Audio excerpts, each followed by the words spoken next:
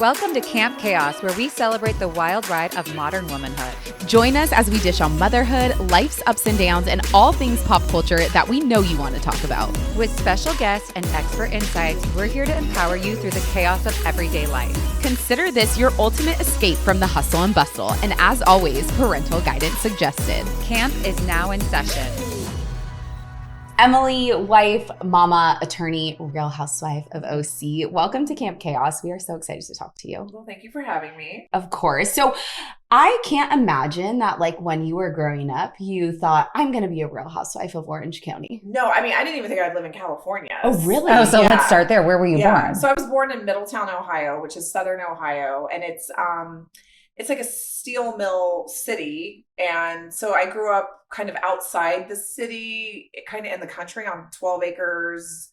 My high school had 99 people in my graduating class. So I came from like a small town country, didn't wear shoes very often. That's an understatement. Yeah. We didn't wear shoes often. That's a whole other Like, thing. that's a whole thing. Like Shane he's so, I guess, put off by me because, well, in one of the episodes I peed in a bush, and I was like, I don't No, understand. this is normal. I was like, I'm from Ohio. Like, we pee in bushes all the time. That's where I was potty trained. I grew up on 12 acres. Yeah. We were out playing. Like, what do you think? We went back in the house? No. No, of course not. We stayed out. Right. What was childhood like growing up in a small town?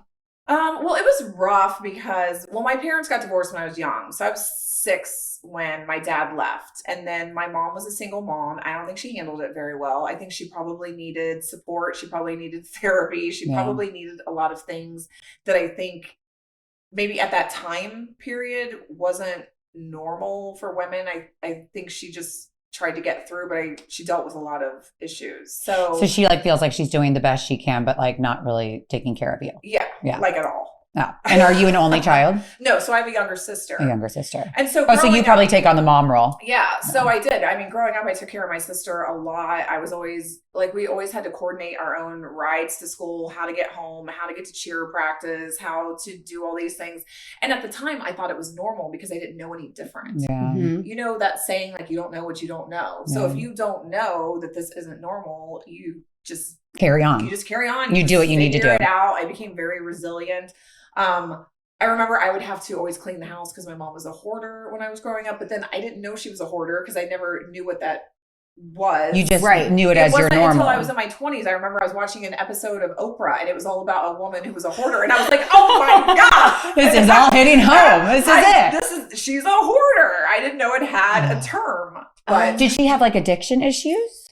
I don't know about addiction, but just definite, depression, Mental illness in some capacity. Yeah, and just not being able to function well, not being able to get out of bed, having a hard time showing up at work on time.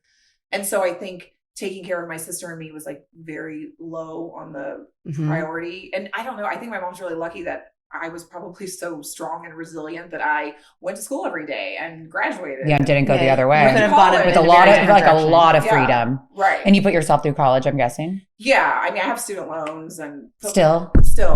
yeah, because Come on, Bravo. because- Let's pay off Emily's student loans. I know. Shane's like, why don't you just pay him off? I'm like, that's so not It's the principle. exciting though. Yeah, I yeah. mean, It keeps my trauma going. I mean, whatever. I get to just keep talking about it. For sure. And plus, I'd rather use the money to like remodel a bathroom. Or Yeah, something. no I don't- interest, right? I don't know. Yeah, it's like whatever. It comes out of my account every month automatically. And it's You'll just a get there one reminder. day. yeah, I'll be 90 and I'll be like, woohoo! I paid him off, so it's God. fine. But not only put yourself through school, like as an attorney, is that right? Yeah. Taylor said, like, That's why. I mean, that's why badass. I owe $8 billion because I had For to that have title. student loans for my undergrad and then student loans for law school and then Wow. student loans to take the bar. And then, it was a lot of debt. So, and I think that's the reason why I passed the bar the first time because I didn't have an A choice. option. It was like, I need to. I have to start paying this stuff back. So There's nothing to fall back on. right. There was no plan B. It was just pass the bar, get a job, make money, pay your student loans. Yeah. What Well, made you want to go into law? I think it was just growing up the way I did with a mom who struggled and we didn't have a lot of money and my mom didn't work when my dad left. My mom was one of those, I just want to stay home and, be a stay-at-home mom. But then my dad left. but not be your mom. Just I just want to stay at home. She just liked to, I don't know what she was doing. She had horses. She liked to ride horses and stuff like that. But then when my dad left, she had to get a job. So then she went and got a job, but she got a job as a teller at a bank, making minimum wage. And I just remember from a very early age that I was like, I never want to be that person ever.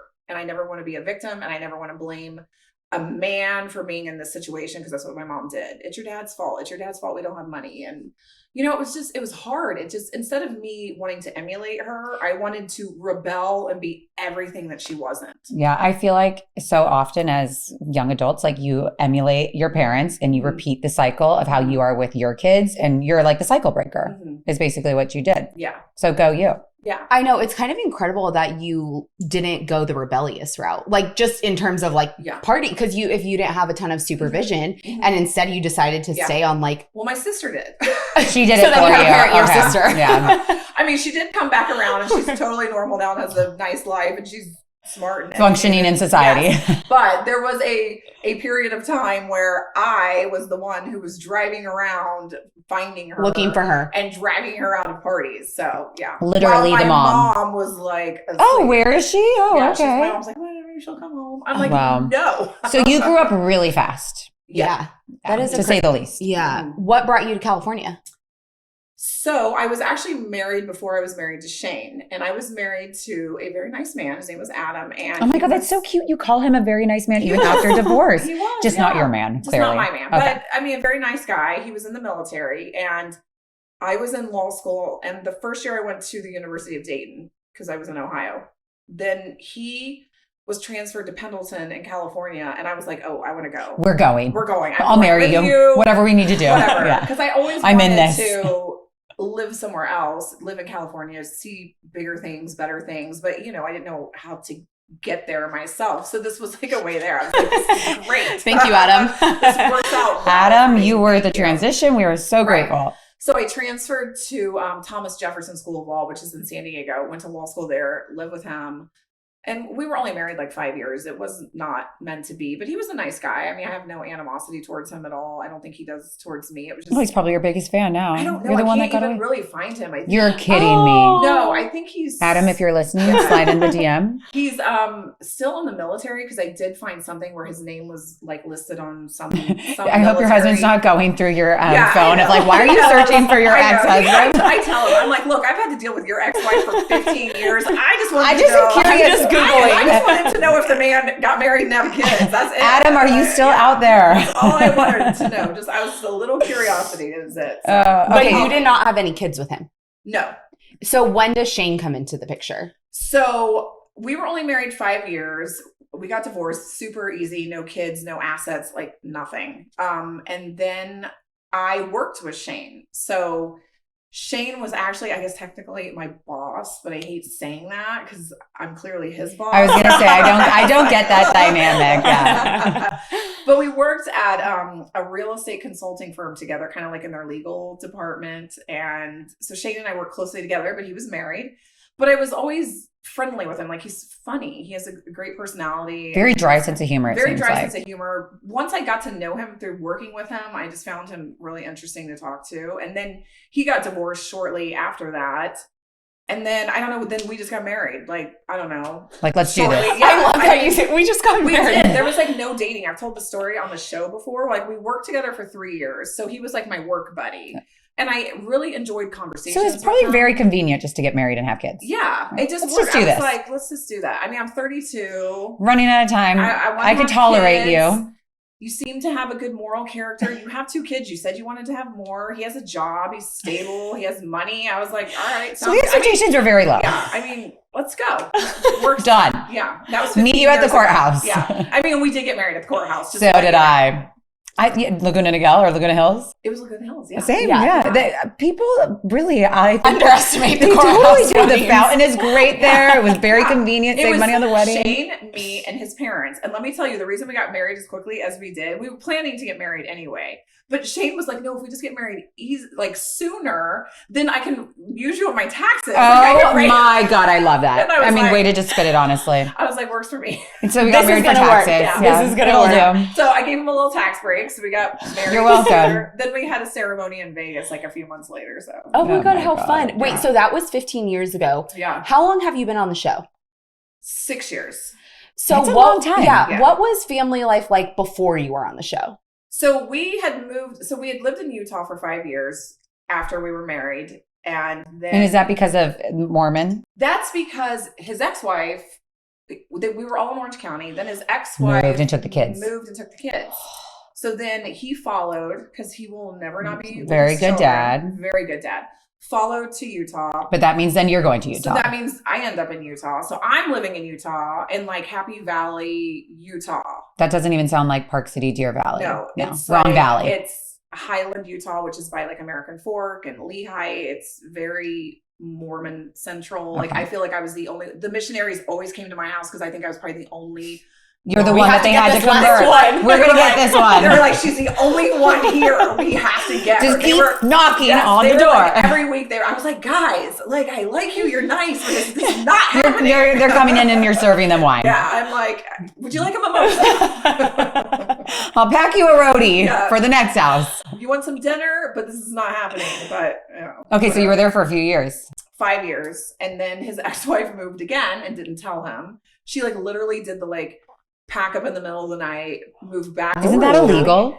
Yeah. So we ended up having to hire an attorney, and you wouldn't believe the mess that I've had to go through for 15 and years. As an attorney, what kind of law were you practicing?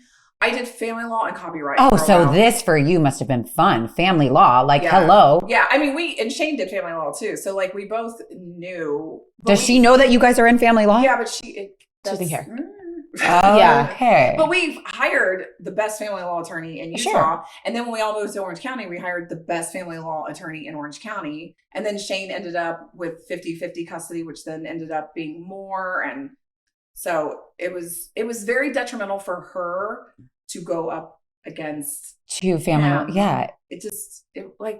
What's in your best interest is just to sit down and talk and try to work out something. What's in your best interest is in the best interest of the children. Kids. Right. So basically we're in Utah, and the next thing we know, she moved back to Orange County. Which I'm sure you were fine with, but it's also illegal.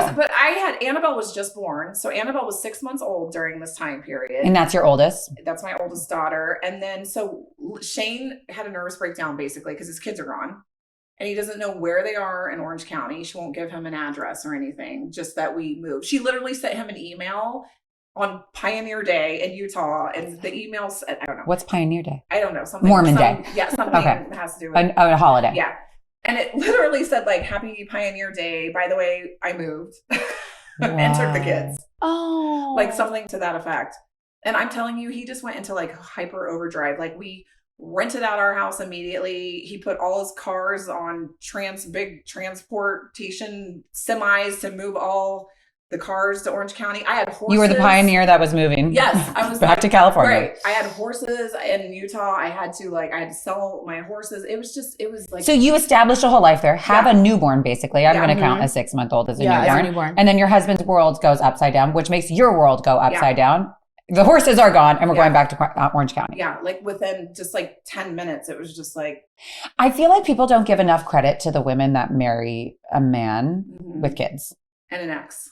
And an ex. Yeah, more and an ex with those kids. Yeah. It's a lot. It really is. Yeah. And like what we were tests your love earlier is you can't even anticipate the things that are going to come up that you're going to have to deal with because you go into it with the best of intentions. Like, well, it's okay. Like his kids I love him and I love the kids. And he's great and he's a good dad and blah, blah, blah. And then all these things come up later that you're like, I never even saw this coming. Never foresaw these coming. I never even anticipated I was going to have to deal with this. Yeah. And well, marriage is hard already, let alone add in all these factors that are up against you. And I mean, that makes for. And I think what you just said, like up against you, like you guys should be on the same ground, but it's never the case. No. I think very rarely is it the case where everybody's on the same page. And if they are, I'm like, are you guys swinging? Is this an open marriage? Like something, why are you guys also happy? Speaking of swinging, there's that new show. That could have been you. The Secret Lives of Mormons. No, I don't like sex enough to do that. I don't like sex enough to do that. I feel like at 9 p.m. Same. We are at the 9 p.m. schedule we are too. The 9 p.m. I feel like I did see a clip before of like you like talking about sex openly, which I fully appreciated. Like I am not having sex enough to have sex with your husband too. Right. No, I am good barely having sex with my own husband. Exactly. Yes. Yeah. But that whole Mormon thing, they're just really throwing out I can't wait. It comes out tomorrow. I know, so Teddy and I are recapping it. So I saw the first episode and I was just like, first of all, how good is it? It's very good because it's crazy and it's messy psychotic, and it's these young women that consider themselves like active members of the church. But this, like, the things that they do and talk about, I'm like, I don't know. You are not an active member of the church. I saw that, like, they go to parties and then, like, they literally hook up with each other's husbands and each other's spouses, and then they create other relationships. Like, I feel like so often people that are so tied to religion and the ones that are so outwardly are the ones with the dirtiest, deepest secrets. Well, clearly. It does seem to happen that way, doesn't it? And then sometimes I feel like it's because religion's probably too restrictive. Right. And when you're too restrictive, then you start to have people that rebel and then they want to try things because they've been told their whole life not to do that. For sure. But what's also so scary to me for like the young world now is we're glamorizing what these girls did and what these people did. We're putting them on a pedestal, giving them a TV show. I know. And it's like these young girls that are watching and it. I'm watching it. I'm watching it. I will be watching it. I worry about like the teenagers. Like, how old is your daughter? 11. Like these precious little girls that are going to be watching these things on TikTok that are like, oh, and now they're getting famous. And what did they have to do? It's like that's just a slippery slope. I know that's a scary world. Okay, wait. I want to know, when you came back to Orange County, how long were you here before you started the show? So I came back. Annabelle was 6 months. We came back. What year would that be? I don't even know. 2013. Okay. Because she was born in 2013. And then I came on the show 2018. So I guess we were in Orange County about 5 years. How did you feel when you were approached by the show? Were you like nervous about it? How did you get approached by the show? Well, what happened was originally I reached out to Tamra because my sister-in-law and I, so my sister-in-law's Persian, my husband's Persian. So we were planning all these parties for my mother-in-law who's Persian, and she throws these huge over-the-top parties. Love that. So Shireen, my sister-in-law, and I were helping her plan all these parties. And then we were like, well, Shireen's an attorney too. But she was like, why don't we just do like some kind of side hustle where we just do some like party planning on the side? And I was like, oh, that would be fun because I really enjoyed it. And I felt like it was like a creative outlet where practicing law isn't creative. Totally. It's very analytical. And so we did that. And then I just reached out to Tamara and I was like, hey, if you ever need a party, like we'd be happy to do it, you know, trying to just get our business out there. And she replied and she was like, yeah, I need to plan a baby shower because her son Ryan was having a baby with Sarah, the baby mama. And so we ended up planning this big baby shower for her, which was filmed. And so I met Tamara, got to know her pretty well. And I assume, I don't know, I'm just connecting dots. But after I met her, then a casting agent reached out shortly after that and asked me if I would audition for the show. So did Tamara recommend you? I assume that's what happened. I actually never asked her, but I figured that's the only way it could have happened because like how that did was my only connection. Yeah. Like, well, because like I've had casting directors like follow on Instagram and I'm like, what are you just curious of my life? Yeah. Like, and I think that's how they do it because they slide into your DMs. They do. They look at your Instagram and they look at like your lifestyle. And yeah, so they reached out to me and asked if I would audition. That was the year that Kelly Dodd was cast. So clearly they were not looking for an Emily. They were looking for a Kelly. Yeah. Because, you know, I believe there is a formula as to different type of personalities that they want in me. I just find it very interesting because I did a reality show when I was in high school. Mm-hmm. It was called Laguna Beach. It's very embarrassing, but while we're on the subject, I'll tell you that. I didn't know you were on Laguna Beach. Yeah. So embarrassing, right? And it was a season 3. It wasn't I don't think that's embarrassing. Well, I mean, at the time it was cool. Now looking back, I'm like, look, it's questionable. But with us, it was very much like, this is a little friend group and we're going to try to manipulate things, but you're in high school. Yeah. We're in Orange County. Like Orange County is huge. Mm-hmm. It's not just Newport Beach, Laguna Beach. Right. Like there's all these different cities where it's a big community that they're putting together this cast that like, you really don't know the women going into it, right? I didn't really. I mean, I knew Tamara. Okay. From the party. Just from the party. But I mean, I didn't know her well. So did they like put you in and then like fake a storyline of a way of like, oh, you're going to be this person's friend of like merging in? They just kind of brought me in. And then I think Tamara just said like, yeah, I knew her, which is true. And that was true. Yeah. And that was pretty much it. I feel like they don't feel like they have to have a big backstory for someone new. They throw women in a pile. It's just like, come on, you'll figure it out. Just pops in and then you're like, all right, you're with us now. Yeah. You're part of the group. Right. What was it like talking to Shane about going on reality TV? Okay, so I auditioned the first time, did not get on the show the first time. That's when they cast Kelly Dodd that season. I didn't hear anything the next year. And I was like, oh, I must have really sucked because they didn't even bother to reach back And an out. audition is what? Just a conversation? Well, as far as I got that first year, it was just a Skype interview. Next year, didn't hear anything. Then they reached out to me again the third year after we moved back to Orange County. And they were like, we really want you to audition again. We really feel like this is your year, your time. And I'm like, okay. But I also am smart enough to realize that I feel like they tell you what you want to hear. They're not like, please audition, but we don't really think that you would make it. So, they tell you what you want to hear. And I did a Skype interview, but then they also, I had no idea because the first time I only did a Skype interview, but this next time I auditioned, I went all the way through the whole process, and it is a grueling process. It is a lot of, there is, Skype interviews, then there's in-person interviews, then there's with you or with your family too. Well, then they, once you get through like an in-person interview, then if you keep going on, then they come to your house and they do like a little quasi, like confessional, and they film, they meet your family, they do another in-person interview. It's a lot. What are your self-care non-negotiables? Maybe you never skip leg day or therapy day. When your schedule is packed with your kids' activities, big work projects, and more, it's easy to let your priorities slip. Even when we know what makes us happy, it's hard to make time for it. But when you feel like you have no time for yourself, non-negotiables like therapy are more important than ever. Moms, therapy is helpful for learning coping skills and setting boundaries so we can show up for our little ones as the best version of ourselves. Therapy isn't just for those who've experienced a major trauma. If you're thinking of starting therapy, give BetterHelp a try. It's entirely online, designed to be convenient, flexible, and suited to your schedule. Just fill out a brief questionnaire to get matched with a licensed therapist and switch therapists anytime for no additional charge. Never skip therapy day with BetterHelp. Visit betterhelp.com/campchaos today to get 10% off your first month. That's BetterHelp, HELP.com/campchaos. Do you know if you're getting enough magnesium? Because 4 out of 5 Americans aren't. The longer it takes me to fall asleep at night, the more stressed out I get about being exhausted the next day, and it's just a vicious cycle.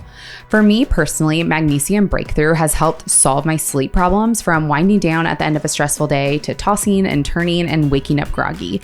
Magnesium Breakthrough has been a game changer, and you guys, it is such a small thing that I've implemented that has made drastic change in my sleep routine. I personally never go a night without taking magnesium. Unlike other magnesium supplements that might be giving you 1 to 2 forms of magnesium, Magnesium Breakthrough contains all 7 forms, designed to help you calm your mind, help you fall asleep, stay asleep, and wake up refreshed, which we all need. Nurture your mind and body with this all-natural, full-spectrum magnesium supplement. Simply go to buyoptimizers.com/campchaos and use promo code campchaos during checkout to save 10%. And if you subscribe, not only will you get amazing discounts and free gifts, you will make sure your monthly supply is guaranteed. Don't let the back-to-school season set back your nutrition. Green Chef is making it easy to stick to your healthy eating habits with a new, more flexible menu featuring over 35 customizable recipe options every week. New options include doubling your portion of protein or veggies, or swapping to a plant-based protein. Take your clean routine further with 2 times the support. Green Chef's healthiest menu ever, and access to thousands of top-rated gyms and fitness studios worldwide from ClassPass. For a limited time, new Green Chef subscribers will also receive 50 free credits to use at ClassPass, about a month's worth of membership. Each box is packed with foods that you can feel good about, like whole fruits and vegetables, plus lean protein and whole grain options. I don't know if you guys are like me, but by the time dinner time rolls down and I pick a recipe to cook, I realize I still have to go to the store for one more ingredient. Well, Green Chef solves all of those problems. It's delivered directly to your door, and it's perfectly proportioned ingredients. This is a home run for me. And now with the added free credits of ClassPass, I don't know why you wouldn't take this one. Go to greenchef.com/chaosclass for 50% off your first box, plus 50 free credits with ClassPass. That's code chaosclass at greenchef.com/chaosclass to get 50% off your first box, plus those 50 free ClassPass credits. Well, there's a real, I feel like, science to the Bravo formula. So when they're bringing someone on, are they like asking about your family life? Are they trying to dig for a connection to the group? Yeah, Are they trying to find your personality? I think all of it. I think it's just all of it. I don't know what the checklist is, but I'm sure it's like they clearly want someone that's outspoken and opinionated, and they clearly want someone that has an interesting life. I think the fact that Shane was Mormon and I'm not, but I was an attorney, I think that was probably attractive because it's interesting. How does that work? How is he Mormon? You're not. He's active LDS.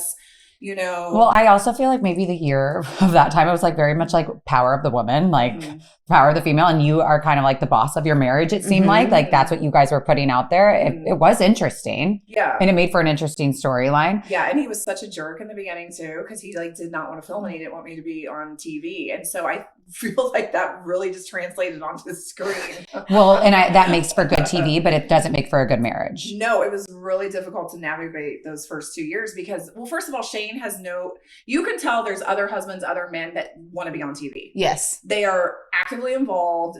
Hungry. They're on podcasts. They're going to watch what happens live. They're just everywhere. And they're drinking the Kool-Aid. You're like, okay, you're clearly very into this, very into being on TV. I think it's safe to say, and I think everyone would agree that Shane is not that kind of guy. Like, but he comes off as such a dick. Yeah, and because he doesn't want to be on it. Because he's very secure in himself, and he does not feel the need that we need to be on TV or he needs to be on TV or is it still like that today? No. Now he's into now. it. Okay. Yeah. Okay. But I would say he's just supportive.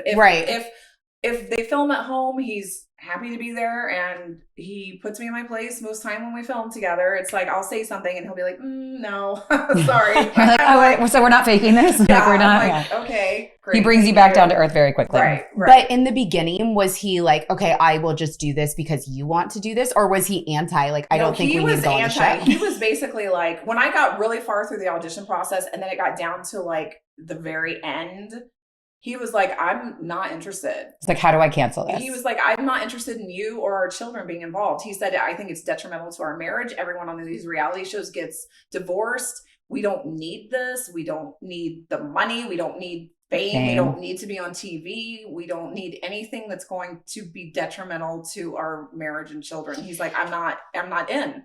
Okay, so Shane brings up a very good question. I was going to say, so really why? Does. What's the why? I mean, like, I wouldn't know to answer him. Of like, I would say you're right. You're right. You're right. I mean, he is right. Everything he said was right. Yeah. But he also said, but I also know that you have to be your own person and you have to make your own decisions. So if you decide to do this, I feel like it was like, it's not like I'm going to support you. I'll try to support you. He's like, I can't tell you no. I remember him just saying like, I can't tell you no because I can't control you, but I want you to know I'm not interested. So what was your why? Were you like, I just want to go have fun. I want the exposure. I want a little bit of fame. The Ohio girl in me. I think for me, it wasn't fame because I really am still uncomfortable with that. Even just people recognizing me, I'm always nice and I'm always friendly, but it's always like weird for me. Imposter syndrome. Yeah, it's like, yes, exactly. And so I think for me, I've always been so goal oriented and very driven. It was like I went to college and graduated. I went to law school and graduated. I passed 2 bar exams. And for me, this was like the next challenge. Mm-hmm. I was like, oh, this sounds difficult. Well, and maybe that like you got an interview and then didn't get it and then you got another interview and it's like, okay, I can do that. Yeah. Like you're proving something to someone. And I think it was or yourself. Right. It was more of like, oh, they like me. They find me interesting. This sounds challenging. Like I think I could do this. I want to do this. I want to prove to myself that I can. But it also is like, I hate saying this, it kind of is like a popularity contest. And like, who doesn't want to win a popularity contest? Yeah, and I'm very competitive. Yeah. Mm-hmm. I have a very competitive nature. Like I like to be the best at everything I do. I like to, like in high school, I always made good grades. I was in NHS. I was like at the top of my class, you know? Yeah, I could do that. So I'll win that. I'm like, oh, reality show? Okay, well, sure. One more thing for me to do and be good at. I don't know if I was good at it in the beginning. I think I flailed a little bit. Not really. It was hard for me to navigate with a husband that was not on board. Yeah. Well, because you're trying to make it not look like your husband is some like abusive piece of shit to you. Right. When he's just like bitter about you having cameras around and you and your children. And he was very strict with like boundaries all the time. The first 2 years I was on, he was like, I don't want you to talk about this. And I don't want you to talk about this. And you probably shouldn't drink and don't cuss. And I'm just like, oh, so don't live. Don't breathe. I don't know what to do. I don't know what to say. I don't know how to be myself. I don't want to make him upset. He's made clear boundaries. I'm not talking about this. I'm not doing this. And then I think it was after COVID, that was the third season I was on, was the COVID season. And he got really, really sick. And that was like part of the storyline. And he came out of it. I thought he was going to die. Like, that's how bad it was. He spent 8 days in the hospital with COVID, and we did not know if he was going to come out of it. And I feel like once he did, I don't know, I feel like and after 3 years on the show and our marriage got stronger, not worse, I think he was like, okay, I think he had a new lease on life. He did. And I think he was like, just be those yourself. 8 days in the hospital, as probably dark as they were, he came out a better man. He did. And I think he was like, okay, you know what? If this is your thing, do it. It's not affecting our marriage. We've clearly been through 3 seasons and we're stronger, not weaker. So do you. You do you. Yeah. I feel like that is one really unique thing about you as a housewife is most of these marriages are going in the toilets. And literally looking at you and Jane from season 1 to now, like your marriage has gotten better, which I don't think this show normally does. I don't think so either. I'm very You're proud to say that really has helped. I think because you can look at the show and you can look at it and you can allow it to weaken you, and you can constantly question yourself and think that you can do better and you think you're a star, or you can look at it as a tool to kind of inner reflect and say, what can I do to make myself a better person? How can I make my marriage better? And I feel like that's what I do. I look at it and think, oh, I shouldn't have done that or said that. I should do that better. You actually make you're looking at it like film. Yeah. Like, I look at it as a mirror to say, how can I be a better person? How can I be a better mom? How can I be better to Shane? And it really is a job. Like at the end of the day, like you sign up for it and you are filming how many months? 4 months. 4 months, but like 5 days a week? 5 days a week, yeah. That's a job. Mm-hmm. I mean, it's a job. Multiple times a day. I think that's another thing that people don't understand is, and cameras don't just follow us. I think people think you just wake up in the morning and there's just like... No, there's a plan. It's a meet us there. There's a schedule. It changes a lot because it depends on what's going on. Obviously, it's organic, so it's constantly changing. But, I do know when they're going to come to my house. They don't show up. Right. They don't wake up. You don't wake up. I don't wake up and they're all in my bed. Yeah. Like, oh, hey guys. Yeah. Do you still have boundaries with the show, like in your family and your marriage? I would if I was put in a situation where I felt like I had to put a boundary in place. But as far as the show is, I feel like it's always very respectful. Mm-hmm. I've never really been shocking. I've never really been put in a position where I was like, I don't want to do that. Even with like the boudoir shoot or the spray tanning where I'm like basically naked. Like, no, you're naked. Saw the episode. Yeah. He's like, are they going to blur you out? But wait, aren't you also like, I watched it last night and I was texting Taylor. My 1-year-old was up throwing up in my hair. So I'm like, might as well just like pull an all-nighter at this point and, watch Emily all night before our interview.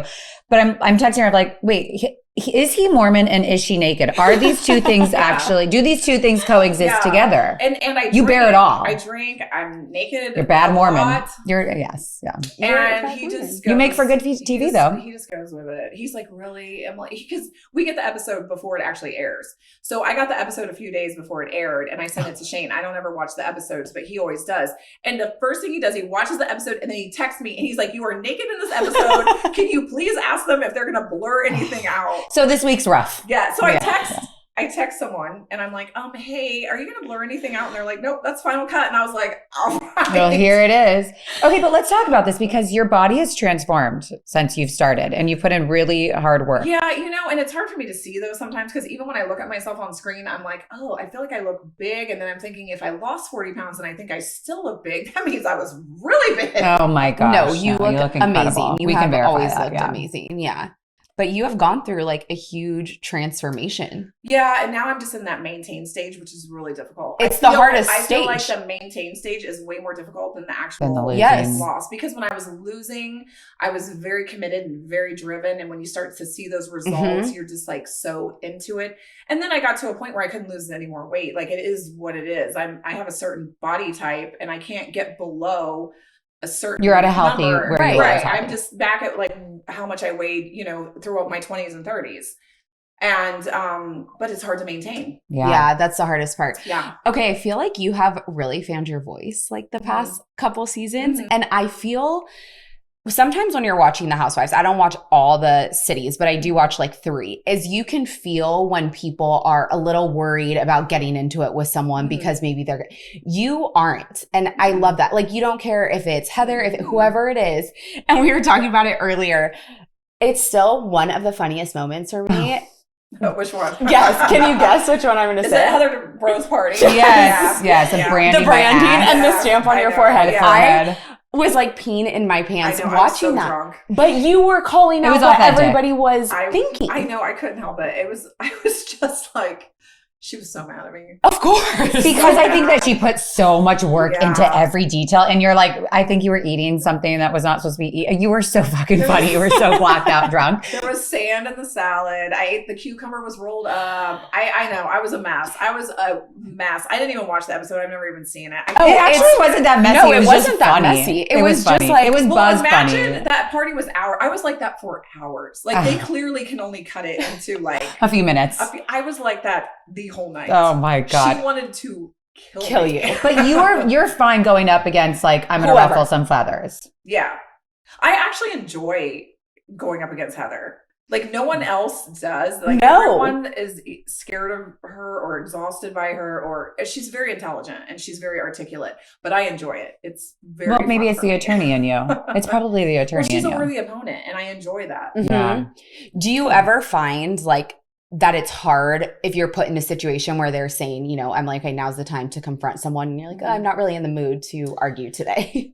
Yeah, I've been in situations like that where it's like, okay, and it's more of like, well, you have to do it now Mhm. because The cameras are up It's and the whole because- crew's Yeah, we're filming. Yeah, you it's can't go do time. it later. And I'm like, I know. So there is a, you know, it's coming up, but I have to talk to Heather about something, and it does not go well. It does not go well at all. For you or for her, for the whole Just situation. the whole, it's just, it, Do you have like in your car like a pump up song of like, all right, like I've got to be the mean girl right now, or I've got to like bring it? Like, what if you're like, I No. just want to be like Emily today. I don't want to be this like antagonist. And but I feel like even when I am antagonistic, that's Emily. Like it's Mhm. all, It's in you. all in It's there. who you are. It You're is. not playing a role. This is who you are. Yeah. But I also feel like if I'm out of line, I do take a step back and admit that I'm out of line. Like none Mm-hmm. of us are perfect. No one watches Housewives because we're all No. perfectly behaved women. No. So I think it's very important to always acknowledge when you're out of line and apologize for it. Mhm. I'm not saying it's not going to happen again. Like I would never say Sure. that. Right. Yeah.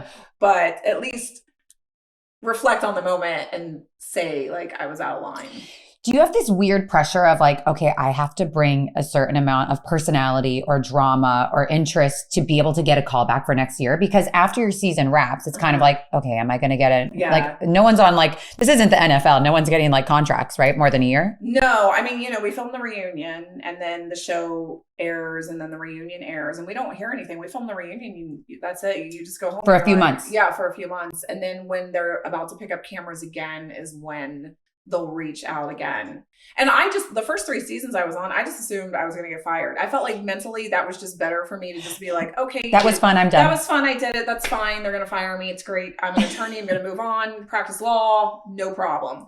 So I was always surprised when I got Way to stay humble, asked girl. back. And I was like, I feel like that just works well for me. Yeah, it works it's a in good your mentality favor. to have. Yeah. We had Alex Hall on from Mhm. Selling OC, and we asked her, like, when cameras go down after a fight, are you able to recover in that moment? Like, or after a fight, are you able to recover then? Do you have to go home and sit on it? Like, how do your friendships last through the season?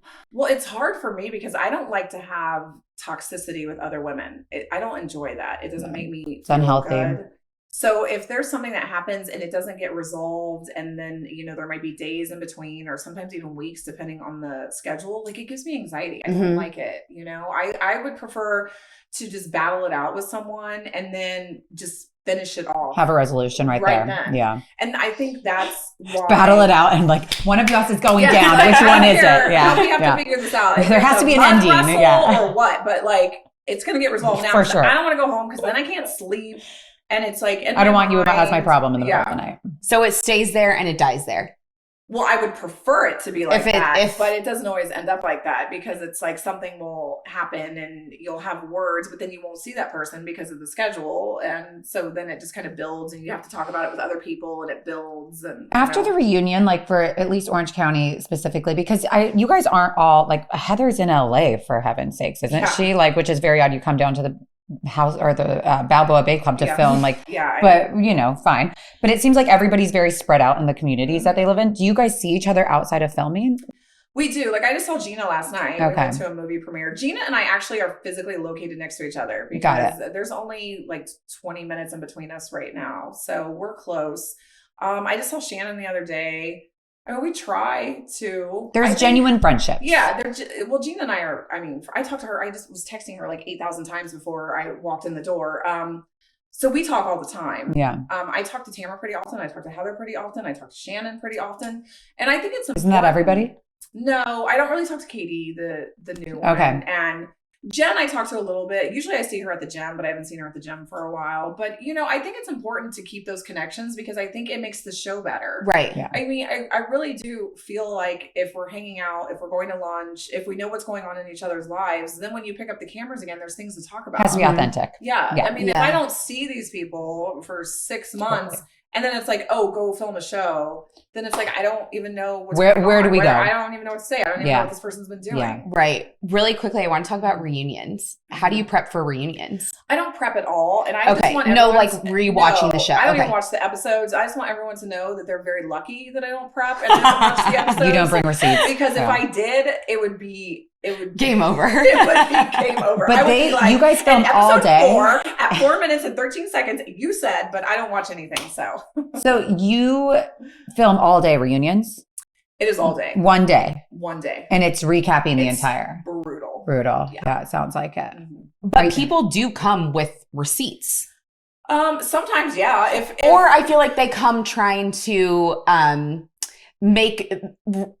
recover from mistakes that they've made. Like, I'll give you an example. Like Katie saying that Heather reaches out to the paparazzi and the only thing she had was a screenshot that said yes. If she were smart, she might go and try to find something else to and bring it, validate this accusation that she's making and bring it to the reunion. Yeah. I don't know. I mean, did you film the reunion yet? No, we film soon. Okay.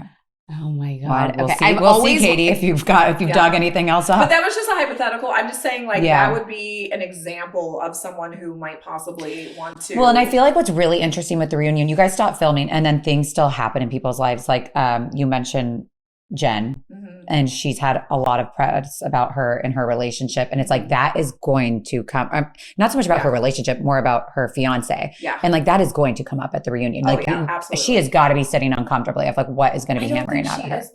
Oh, no. Oh, okay. I think she's sitting very comfortable. Oh, well, you know what? Well, I also feel like Bravo, the way they film the reunions, make it seem to the viewer like you guys are going in the octagon, in the ring. Yeah. We see more behind the scenes. We break the fourth wall a little bit more. So I've just always been curious, like the prep as a housewife that goes into reunion day. Yeah. How do you unwind after a reunion? Go to dinner and drink wine? Well, we usually go to dinner afterwards. And like last year, it was like Tamara, Heather, Gina, and me went to dinner. And it's usually everyone, well, the point is everyone's supposed to come to some kind of resolution. You're supposed to kind of walk out of there still friends. Feeling good. Right.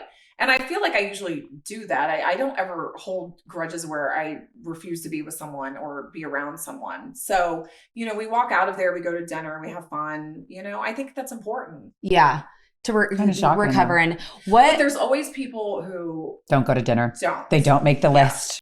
And then they're still in that, I feel like, through the whole off season. Yeah. In that feel. Yeah. But I've never been one of those people that has a relationship with someone on the show that it becomes so toxic that I can't be in a room with them or I can't be around them or I won't go to dinner because they're going to be there. I've never been like that. Yeah. It'd be hard to stay on the show like that. What do you think is the biggest misconception about Housewives? Well, I think the thing that I see over and over is when people say it's scripted, and it's not. I can assure you, it's not.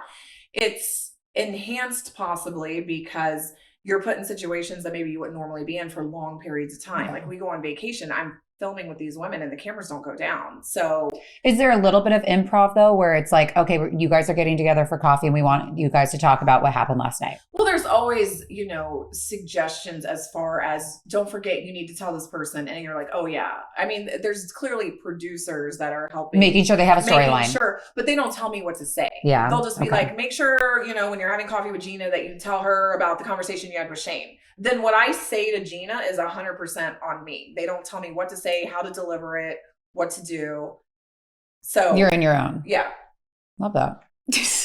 What is next for you? I don't know. I mean, I'm always surprised that I've been on this show as long as I have. And now that it's been 6 years, I feel like as long as Orange County is around, like I would probably still be there. I don't know. Maybe I'll get fired next year. No, we want you. We want you to stay on. I don't know. But you know what? I told Shane, I was like, look, when the day comes that I'm not on the show anymore, I was like, give me 2 weeks to just kind of lay in bed and eat a package of Oreos. Because it'll be sad. That'll be a sad day. It's a big part of your life. It's been a huge part of my life. Yeah. And I think to adjust out of that, where I'm not going to film a show, there's not going to be the crew, I'm not going to do this. I think I would need a mourning period to kind of go through that. And then I really feel like it'll be a relief and I'll be excited about what's next. And I don't know exactly what's next, but I'm doing a podcast with Teddy, and I think that I do well on a podcast. So I think maybe that is something that's down the line. You're fulfilled in other areas other than just the show. Right. You don't have all of your eggs in one basket. Right. And my kids are at an age where it's just like they have so much going on. I spend so much time driving them. Annabelle does competition cheerleading and she plays flag football. I'm taking her to practice all the time. We're going to games. We're going to cheerleading competitions. I mean, my kids You're a mom at the end of the day. And that's very fulfilling for me. So even if the show ended and I was just a full-time mom, I'm perfectly content doing that. Yeah, I love that. I mean, at the end of the day, you're still a mom first, and then a wife, and then a housewife. Right. Yeah. Oh, exactly. Emily, thank you so much for being here. Will you share with everybody where they can find you on socials? Yes. I'm not on Twitter, even though I have a Twitter account. Is Twitter still but around? I never look at it because it is so toxic. I know. On Twitter are so do they still call it Twitter though? Or is it X? I'm sorry. X. Okay. X. See, I don't even know. That's I know. I don't even get on there. I'm like, these are some mean people on here. So Ruthless. I just don't even look at it. Do you have a lot of trolls on your social? I do sometimes. It depends on what goes on in the episode. Like I'll know in an episode, I'm like, oh boy, I better go dark. Yeah. But I'm mainly on Instagram. It's RHOC_Emily Simpson. Which when I get fired, I will have to change that. We will do that when the time comes. Oh my gosh, Emily, thank you for being with us. It was so fun. Yeah. Thanks for tuning in to Camp Chaos. We hope you enjoyed today's episode. If you liked what you heard, don't forget to subscribe, rate, and review our show. Connect with us on social media at Camp Chaos Podcast. Until next time, campers.